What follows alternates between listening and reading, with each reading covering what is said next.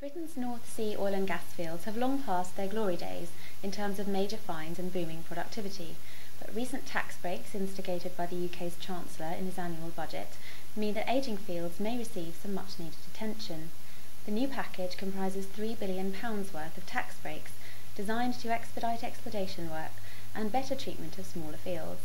It is hoped that companies will be incentivised to buy up platforms and pipelines no longer wanted by the big oil majors, and these smaller, niche interest companies will maximise declining production and wrest the remaining resources from fields that might otherwise be abandoned as Shell, ExxonMobil and Co. look for bigger finds elsewhere in the world.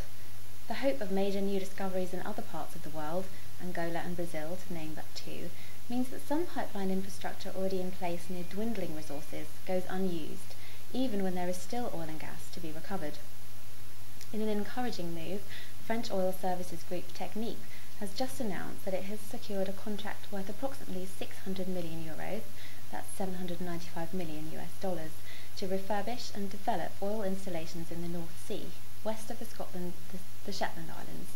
Technip will work on the replacement of existing oil production facilities and the creation of new underwater infrastructure, enabling the potential recovery of an additional 450 million barrels of oil and extending production at the site to 2035.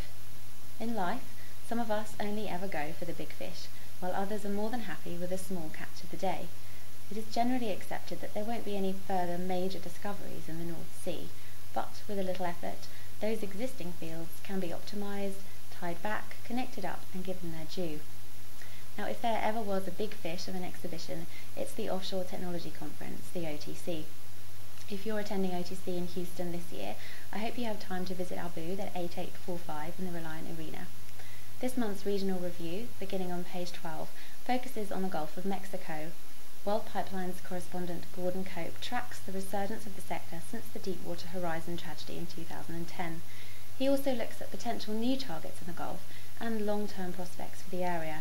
This is a must-read for anyone working in the Gulf, and also anyone who wants to know how a focus on safety is shaping the future of offshore exploration and production. As Cope writes, while the scale of renewed activity is heartening, most participants acknowledge that the focus in the Gulf of Mexico has been changed forever. Safety and the environment are at the forefront of all future developments. To find out how companies are translating this new focus into their ongoing offshore activities all over the world, you can turn to page 18 for the annual Offshore Technology Review.